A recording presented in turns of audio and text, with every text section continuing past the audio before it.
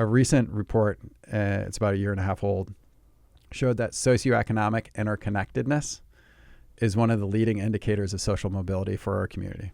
So the degree to which you have friends and relationships that cross socioeconomic lines is a leading indicator for how socioeconomically mobile your community will be. Interesting. And so to your point of like, how do we work our way out of business? Well, if we were actually living in community that was not divided by race and socioeconomic status, we would actually see much higher socioeconomic mobility. Welcome to Church 3.0, presented by Apollos, a podcast where we explore the nuances of modern Christian culture and the challenges of cultivating community while maintaining impact and relevance in the church. Join Tyler Vance, COO of Apollos, as he talks to church leaders from around the world to gain a deeper understanding of the Christian faith in a modern context. Push boundaries, change lives, create a more hopeful future. Hey, Apollos, welcome today. I've got an incredible guest with us, Johnmark, who is the Executive Director of CityLink here in Cincinnati, Ohio, which we're actually at and on location today. I want you to hear his story, meet him, and really understand how CityLink is empowering a community to care for everyone that is involved in that community. So today, join us and welcome, Johnmark. Thanks for having us. Me, Tyler. Yeah. Thank you for having us here in Cincinnati and hosting so well. Of course. So background, can you just give a quick synopsis of maybe what CityLink is? I'm sure I butchered that horribly. No. So CityLink Center is a place for our community members to come and find hope and a path forward for them. So Cincinnati has incredible resources, but we also have incredible challenges. We have one of the highest adult poverty rates and child poverty rates. Wow. And so we look at poverty as kind of the systemic challenge. And when we took a look as a community, the founders of CityLink Center, we had over 2,000 social services. Yet we weren't seeing kind of the economic mobility we wanted to see. So that led the founders that were coming together, a group of nonprofits and a group of churches, to realize that our community was program rich but systems poor. So they wanted to take a step back and understand what were the barriers for individuals, what were the barriers for service providers. And from that discovery process and that research and listening, CityLink Center was born. What we do really simply is we eliminate the barriers for our neighbors by putting all of these resources within one building. So that's what we call co-location. Yeah. Folks can walk through one set of doors. I reflect a lot on how many of us like asking for help, right? Sure. How many of us like asking a stranger for help? How many of us like asking a stranger for help to support our families, right? Yeah. And so navigating the geographies of getting from place to place to try and seek support is not something that really brings a lot of honor and dignity to people. So we start by putting everything in one place. The second thing that we do is we try and make it a client-centered process. So as somebody walks through our doors and is seeking help, we want them to be able to have one conversation that looks at them in their totality instead of asking them to navigate a really complex system of support. Yeah. And then we've taken on the role as an entity of analyzing how are our program portfolio doing, which is delivered by partners. Yeah. What additional services do we need? And then kind of managing that portfolio in an active way. And then the last thing we do is recruit, train, and deploy volunteers across our partners to amplify their work. Absolutely. And kind of give me your background a little bit of like, how did you step into executive director role? I know your background is consulting for some major businesses in the United States and abroad. Yeah. How do you feel like, what led you to step into a faith space? Yeah. So I was really fortunate to grow up in a household, Dutch Reformed home in West Michigan, where we were a part of a church at the time that was socially active. So I saw my parents lead that out, attended Hope College in Holland, Michigan, where faith is a very active part of everything that you do. And I was just kind of drawn into business. It was something that came naturally. I enjoyed the challenge of. So I got a chance to work for a couple of Fortune 500 companies in management development programs, one in the automotive space, and then with Chiquita Banana after grad school. And I love the international nature of the work, and was fortunate to do a lot of cross-functional work, a lot of focus in new business development and strategy, and then went into consulting after that.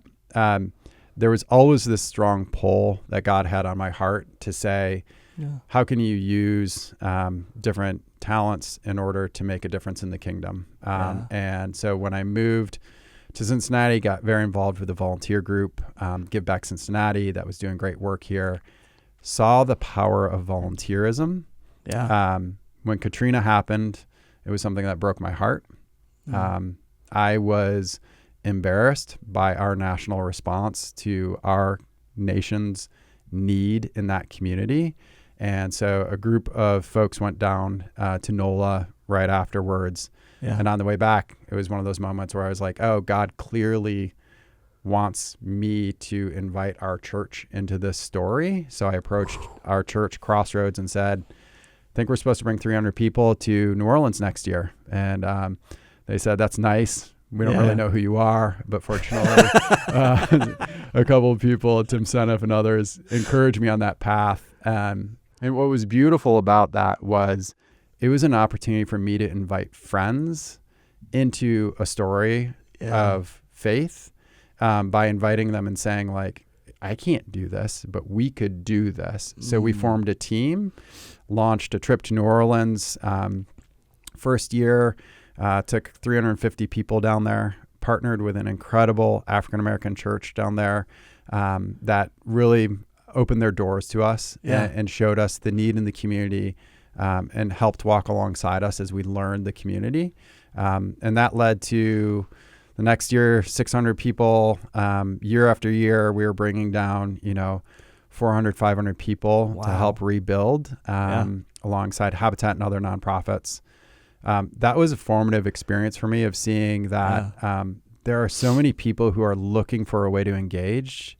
They need a platform and a vehicle to do that. And once you create that, it can result in this really incredible life change. And so that really kind of put a thumb on my heart of like, hey, if God can use me to create platforms for more people to engage, that's a meaningful thing for me to run after. So from Go NOLA, I had gotten to know the church leadership. So when they were taking on CityLink Center in a bigger way, they asked if I would help get it launched. So I said yes, despite it being at the time, very controversial project, and a project that at the time I gave a 50-50 of ever happening. Really? And what was so controversial about it? We reflect on this a lot as an organization because it's really important for us to understand what we've been through to have the perseverance to go forward. And so, whether it's the Israelites crossing over and carrying stones to create that space, to remember God's faithfulness, we always have to remember our origin story of CityLink Center. It was 5 nonprofits, 5 churches, and they acquired a building. And there was a massive backlash from the community, a not in my backyard movement that actually lasted over 3 years, escalated to the Ohio Supreme Court. It was battled over zoning. At the heart of it is really there was concerns from the community of there was redevelopment happening. Are you attempting to pick up a large homeless and addiction population and just move it here without a plan of how to effectively engage? There was a lot of any space that there's a lack of relationship and trust is a spot for fear to come in. Right. And so there was just like, it was really sad to see. It manifested in ways of like city council taking a vote 8-1 against CityLink Center, being a massive list of organizations that were opposed to CityLink Center, and a legal battle. And that was something where, as that unfolded, there was even a financial feasibility study, which is this crazy thing that nonprofits do. I'm going to ask you how much money you're going to give me hypothetically before I actually ask you for money. And so the financial feasibility study came back and said, out of the 14 million you need to raise, you're only going to be able to raise 4. Because there's lack of clarity and all these other things. So in the light of that, a city council vote against it, financially infeasible. Some of the key partners that were along for the journey walking away. Yeah. In 2010, the founding board came to Crossroads Church and said, "Are you willing to take this on?" Everything that is like a worldly standard says no. Yeah. This is horribly unpopular. This is something that, has got horrible PR. Expensive. Nobody else is willing to financially support this.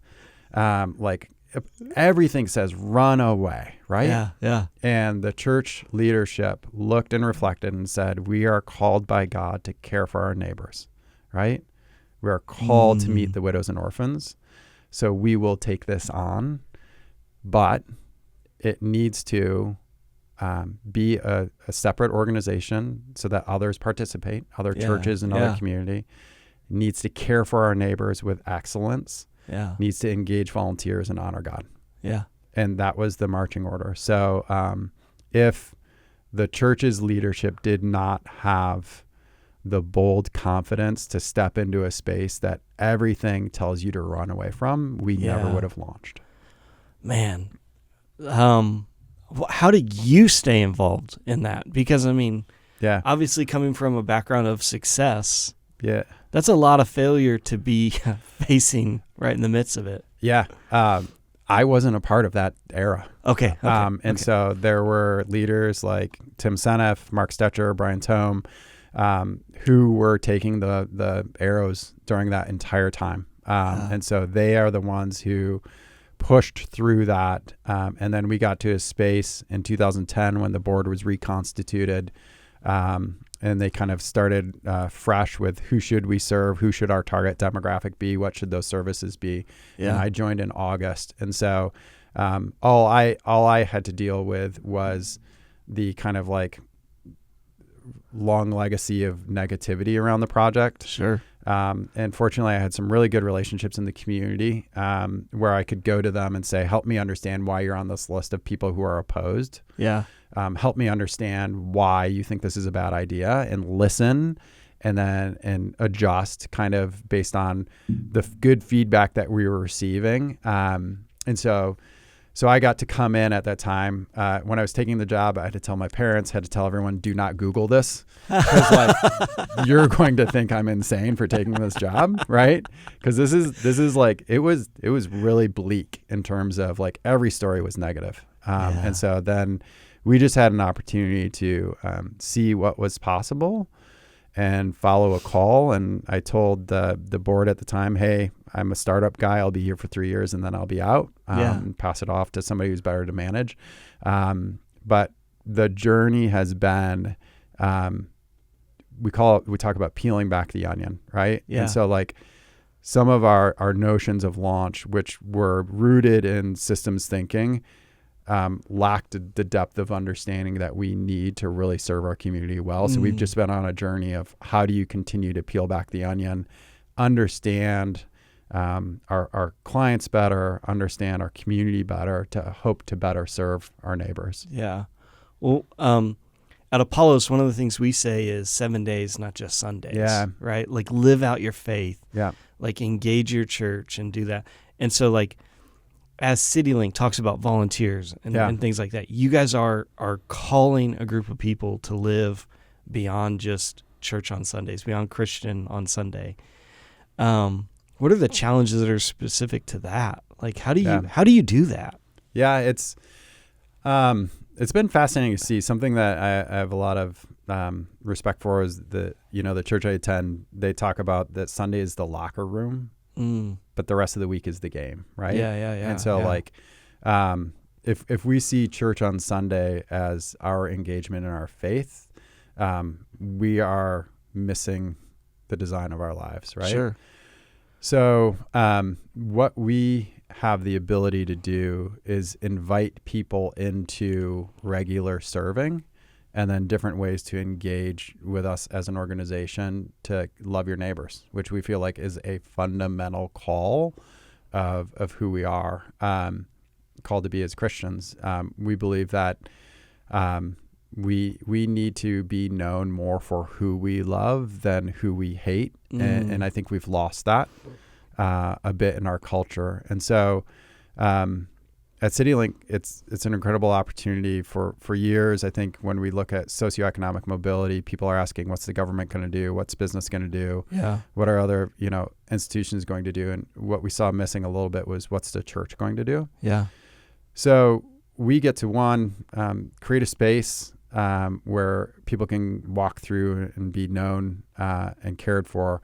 And as importantly to your question, invite a space for a large-scale volunteer engagement to occur. Yeah. And for our volunteers, we want to be super mindful that they're walking in a posture of learning and growth and serving. And I think that's really important for us to walk in that posture. There's an incredible framework that Andy Crouch lays out in Strong and Weak of the X and Y axis of authority, capacity for meaningful action, vulnerability, exposure to meaningful risk. Yeah. And he outlines kind of what does thriving mean, right? In that definition, he talks about suffering or poverty being in that lower right quadrant, where you have exposure to meaningful risk, but you lack authority for meaningful action, right?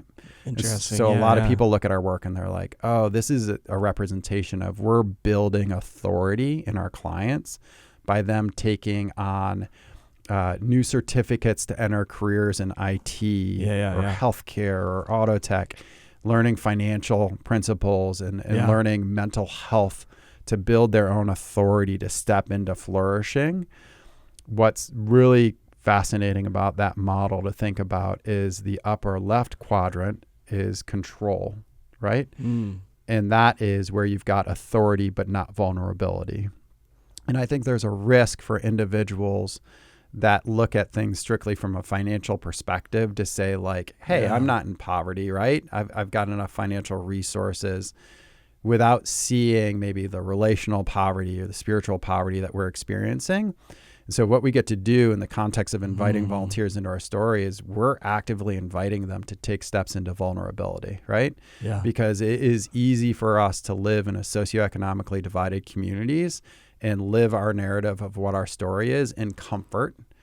But when you step into our doors and when you face the reality of if I was born in that individual's shoes, I would be exactly where they are. Yeah. You have to face the reality that less than 5 miles away from where I live, somebody's got a life expectancy of 7 years less just because of the zip code they're born in. It makes you open your eyes to the lives of our neighbors and challenges you to think about those things in the context of your faith. Yeah. So that's a little bit of, how and why we invite volunteers into this work and why we think it's super critical to the work itself. Sure. Yeah. I remember as a pastor inviting volunteers into those spaces. Yeah. And just a simple way that we always used to say was just like, you are not the solution to that. You are joining their journey. Yes. Right. And That's so awesome. Oftentimes we apply our thinking and mentality to different socioeconomic instances or environments. And it's just not the thing that those people need as we navigate through relationship. Right. Yeah. And so anyways, that's a very fascinating way that you guys do that. Yeah. Very, very intuitive. How do you get connected? You guys you're empowering a whole community around you. How do you stay connected with the community? Yeah. When we think about kind of community, we think about different stakeholders, and there are, we exist to serve our neighbors and our clients. Yeah. And so that connection starts over 70% of our clients come from word of mouth. So it is friends, family, others saying like, hey, I went to this place and I think you should go. And so that's the start. Something that we have to overcome in that connection with our clients is always a distrust or a disbelief that this place will actually help me. Yeah. I think too much of our social service sector is focused on activities instead of outcomes. And so that leads to a place where we've made false promises to clients of come through this program and this is how your life can look different. Yeah. And so there is a disbelief that most people walk in through the doors with. And so we have to quickly see, how do we build trust? Yeah. Oftentimes that comes from existing clients transferring trust to our organization through either a referral or then through ongoing relationship. And then having staff and partners who have either experienced or appreciate and understand the lives of our clients so that we can build that trust more quickly. And then it's really, how do you foster that community within the clients while they're in your programs and continue that? With volunteers, it starts off kind of with that same journey of like, how are we recruiting? How are we bringing people in? How are we educating? How are we informing? How are we inviting them to understand their unique gifts and abilities and inviting them into a different story? Yeah. And then with the church community, we're in a really great place where a lot of the churches look at us as a piece of their outreach, right? Yeah, and so whether you're a 200-person church or you're a 20,000 person church, you can send folks to us, right? Yeah. And you can send folks to us to serve, and you can send folks to us to be served. And so we really want to be more of that ministry partner for those churches where they can see their members thrive, either coming through building their authority or stepping into vulnerability. Yeah. No, that's beautiful. You said a data thing, and I want to dig into that, and I want to give a little bit of context here. Yeah.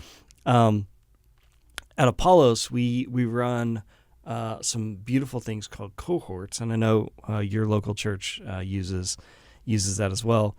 And so one of the metrics that pastors are constantly looking for is engagement or activity, right? And it's a good metric or engagement, but like there's a deeper thing that's happening there. And you said this just a minute ago, and I just want to dive a little bit deeper into it. When we typically look at how we serve our neighbors, we measure that based on some vanity metrics, maybe if I could say that. How do you guys think about the metrics of engagement or success at CityLink? Yeah.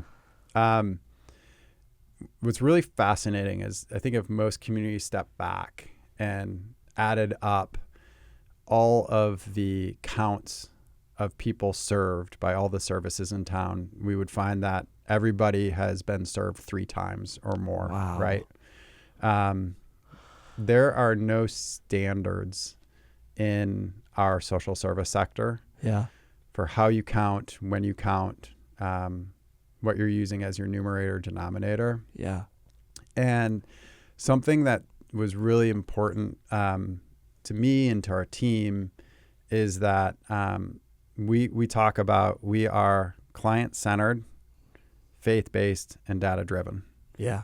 And that those 3 can actually coexist. Sure. Right? Yes. And so, and if we are walking forward as a faith-based organization, we need to bring our best. And that means understanding the actual impact and being able to quantify that. Yeah. There are a tremendous amount of like very caring and incredible ministries. But if you look and say like, how do you demonstrate your impact? That's where a lot run into challenges or focus on activity measures, right? So we had the really good fortune to be working with a group of partners who are all like experts in their field. So we've got counseling partners, transportation partners, childcare partners. And so we were able to talk with them and walk with them and say like, what does success look in each of your respective areas? How would we quantify that? And we went on a kind of like 6-year journey going through 3 iterations to finally get to something that we call our Client Progression Index, which looks across 7 different resource areas. It's a composite score, allows us to consistently quantify what are the ways that people are walking through our doors in terms of employment, mental health, housing, childcare, transportation, these different 7 resource areas. And then we track that over time. Yeah. What's really important about that is that it gives us insights. It's not data for the sake of data, but it's data in order for us to better understand our clients. Yeah. So recently we were trying to figure out why one of our transitional employment programs, like, hey, how can we help with more individuals gaining sustainable employment? And we saw that folks coming in kind of in this at-risk bucket based off that scoring were half as likely as those who were at a stable bucket to gain employment. So then that allows you to peel back and say, like, great, what are those critical factors that we need to stabilize first in order to help them with employment? We had another cohort, which is an incredible program focused on helping young men of color get into early education. And when we looked at the baseline scores of a previous cohort, they had openly acknowledged more significant struggles with mental health. Interesting. And so then we take that to that program leader and say, like, what do we want to do about this? And his response was, I want to bring in the counselor 3 times in the first month instead of 1 time. We want to create more of that connectivity, that soft introduction to a counselor so that more people feel open, welcome, and accessible to access the mental health services on site. And so the data is, it's fascinating, but it's only as good as you're actually using it to better serve your clients. And that's where, like, the business world is very clear on, like, how do you work somebody through a pipeline? Like, how do you have customer retention? All these things, right? So they're constantly making these data-driven decisions in order to better serve their customers, better serve their clients, and kind of move that relationship forward. Our sector can do better, and we're trying to push and demonstrate how we can use data to better serve our neighbors. There's everyone will always quickly quote to you, like, the poor you will always have with you, right? Sure. Yeah. That's like, hey, just be satisfied. The poor will always be with you. Yeah. Very few people look forward in the scripture where it says, the land I've given you is richly blessed and there need be no poor among you. Yeah. Right? Yeah. That to me is a fundamental belief that we have the resources we need to address critical problems in our community. And by resources, I mean dollars, relationships, avenues. We get in our own way, and therefore we've got these persistent problems. And so I think what we want to be pushing on and leaning into is, how can we best allocate resources with data-informed decisions that are rooted in our faith and focus on the clients to advance our mission? Yeah. What would you say the biggest barrier for that simplicity is? There's, I think, multiple. One, measuring human thriving is really hard, right? Sure. Oh, man. 2, vanity metrics are called vanity metrics because they're vain, right? So I could tell you that we had 3,000 people inquire about services, or 1,700 people attend info sessions. Yeah, those are really big numbers, right? They're not meaningful as 600 people who engaged in a service, right? Yeah. So like when the biggest numbers win, and that's how resources are going to be allocated to the nonprofit sector, everyone's going to gravitate towards big numbers, right? We need to have a more mature conversation of, like, what's the actual impact and how do we allocate dollars to organizations that are making impact. And that requires a mutual discipline of, like, hey, if I'm going to only report 600, but my peers are reporting based off of that 3,000 number, that makes us look really bad, right? And then that could put us financially at risk. Yeah. If we never go there, though, we're going to keep propping up these huge numbers that are meaningless. Yeah. And so we need to have that conversation and that mutuality between those who are investing in the work and those who are doing the work to, like, get into that and like say, what are we really doing? What's the real impact? So I think that's a driver. So it's difficult. I think financially we're incentivized to put up big numbers. Sure. And then I think there is a significant difference that we all have to step back and recognize between transactional and relational work. And so, that's good. Yeah, we had at one point we were working with Toyota. They had a great volunteer team that comes in and does assessments on how do you improve your efficiencies, right? Through Toyota production systems, their model and things like that. And there's this great guy who was leading that work, and he was taking a tour and he was walking through, and at the end, he was just asking this series of questions where you're like, there's a real question behind that question. Let's get to the real question. So I asked him, like, what's the real question here? And he said, he goes, I'm struggling to understand that they've helped a number of food banks in different cities increase their efficiencies. He's like, and then I go back and they're building bigger food banks. Why are we seeing more and more need? And I was like, well, there's a couple of answers. One, it is so much more comfortable and easy for me to do something transactional than it is to actually open myself to be in relationship with somebody who's struggling and understand the complexity of that need, the depth of that need, and to open myself up to that person's life is going to have probably some great successes and some failures, and it's going to be a journey versus if I donate a box of food, it's good, it's done, I walk away, right? Yeah. And so we've got to also, I think, grapple with this tension of we can keep doing relief work that's transactional, and it's going to kind of quell the symptoms of the challenges we face in our community. But if we really want to get into how do we actually see the life transformation, that requires us to step into that vulnerability, go deeper, and go longer on these journeys with our communities. Johnmark, doesn't that parallel the story of where we found the local church? Isn't Sunday just a transactional experience, and living out your faith throughout the week really where the vulnerability and deep relationships happen? Yeah, to your point about measurement within the church, I think if we're looking at Sunday attendance and that's it, that's a simple transactional, I'm sitting and receiving a message, but like what is happening with the other 6 days? Where is my life actually transformed? Does it actually look different? Do I have different spiritual practices in my life? And I always reflect on a mentor of mine told me that having kids is going to teach me more about God than anything else in my life. Yeah. And it's been so true. If my kids phoned it in for an hour a week with me, I'd be heartbroken. Right? Yeah. If instead they were walking alongside me, seeking to like amplify our collective mission, checking in with me, learning, growing along the way throughout the week, that would make my heart joyful, right? Yeah. And so I think we've, to your point, we're at risk in commodifying and time boxing elements of what is intended to be a way of life, instead of just saying like, I checked the box, I did this in my time frame, in my convenience. Yeah. How do you actually translate that into practices? Is not the ultimate goal or success of CityLink to decrease in size then?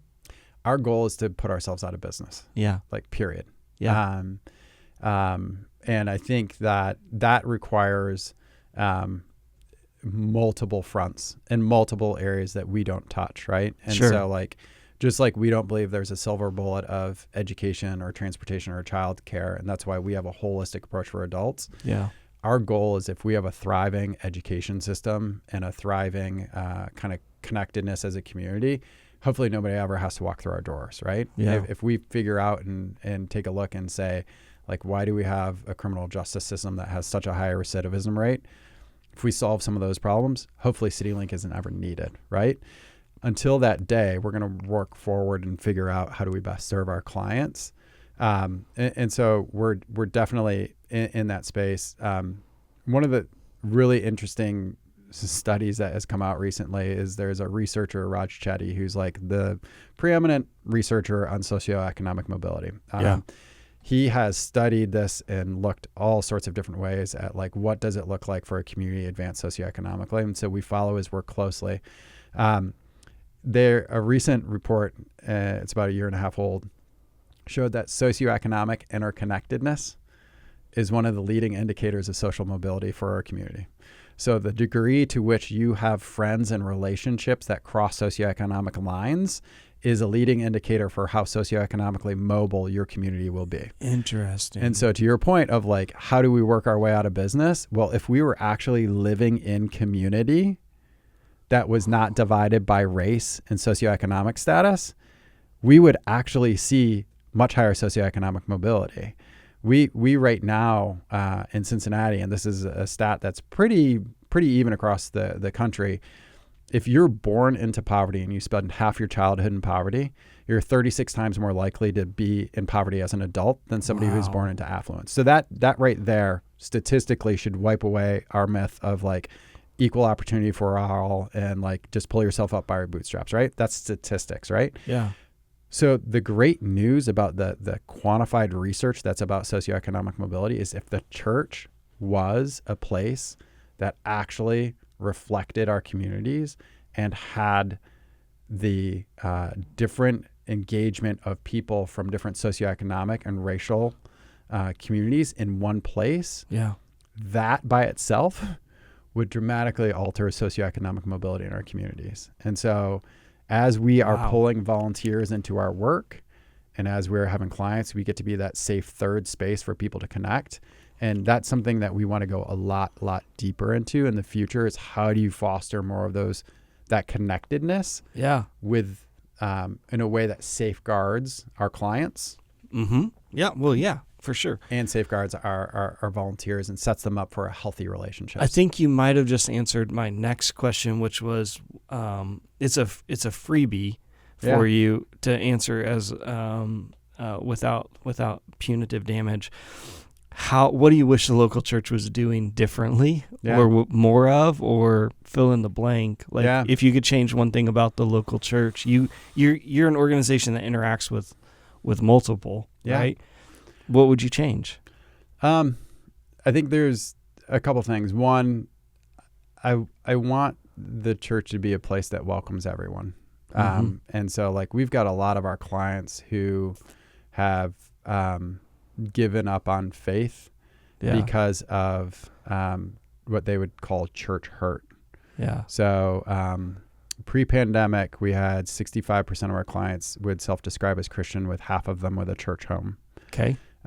Post-pandemic's 50% and 25%. Wow. And so within the clients that we serve, the church has not always been a safe space for them to feel welcomed and accepted. If somebody doesn't feel welcome and accepted, they are going to struggle to find themselves there, right? And that can do with socioeconomic status, criminal history, all those things. But if we're a place of grace and hope, I would want to see all of our clients feel welcomed and celebrated for walking through the doors of churches. Second, I would want to see us actually living out our faith. So like not having I came on Sunday and now I'm going to go back to my life. I would love to see people thinking about the gifts and talents and resources they have and how they can do that to not just preserve what they have, but actually see community change and lift up others. And we as social services have to do a good job of creating meaningful engagements that prepare people to serve well. And then support them in that. And so that's our half of the bargain, right? But then we need churches that are like actively calling out their members to say like, you are a part of the solution. And like you are the answer to somebody's prayers right now. You are the answer to God's call, and actively mobilize people so that we can be in a posture of receiving and activating those people. So those are the big things that I would love to see the church do. And to the earlier point, our churches should not be places of socioeconomic or racial segregation. They need to be places that reflect the fabric of our community. And the more that is realized, I think the healthier our communities will be. Yeah, no, amen to that. If you could give any encouragement to the local church, what would it be? I mean, I gave you the free shot there, but you could follow that up with a hug. What would that be for the local church? I think the local church represents a front door opportunity for people to find community, belonging, and purpose. And like at the end of the day, no matter what somebody's beliefs are, I think they are looking for community, belonging, and purpose. And we have seen a